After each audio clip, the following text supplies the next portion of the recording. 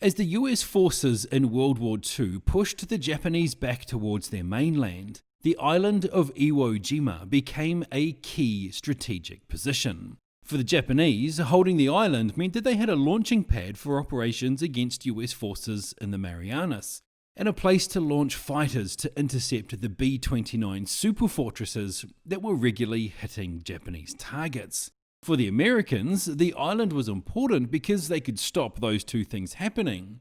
But also by establishing a base there, they were approximately 750 miles from Japan, well within range of their bombers. So the scene was set for a decisive battle. The Americans expected to win the island within a week, but the fierce Japanese resistance meant that it went on for just over a month. 5 days into the battle, the key strategic position of Mount Suribachi fell into American hands, and a very famous photo was taken as Old Glory was razed by 6 Marines. Who were these men? What happened to them leading up to this moment? What happened to them after that iconic photo was taken? The movie Flags of Our Fathers aims to answer those questions. Directed by Clint Eastwood and starring a host of familiar faces, the film does a competent, if unnecessarily complicated, job of telling the stories of these men and the impact the war and this moment had on them. They were thrust into the limelight, and it affected each of them in different ways.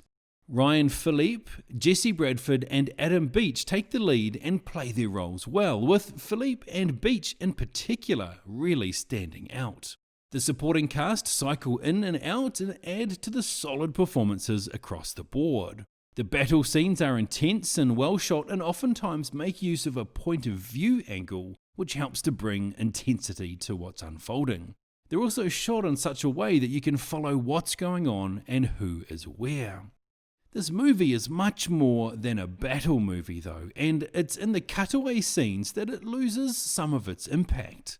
The story doesn't unfold in a linear way, nor in a flash forward or flash back to a single point, but rather jumps around from several different points during the war, to several different points when the men are on their Bonds tour, to several different points in the modern day with aged versions of the main characters. While I will say that it was done in such a way that you could follow it, I do think it complicated the storytelling a bit too much. Overall though, I think the movie does a really good job of explaining the events around the iconic photograph. It doesn't shy away from showing how the men were propagandized and the families lied to, and explains really well how there were in fact 2 flags raised on Iwo Jima, the most famous being the second. This is a very watchable film and has that steady hand feel of a Clint Eastwood directed piece, and is a very worthy addition to the World War II cinema canon.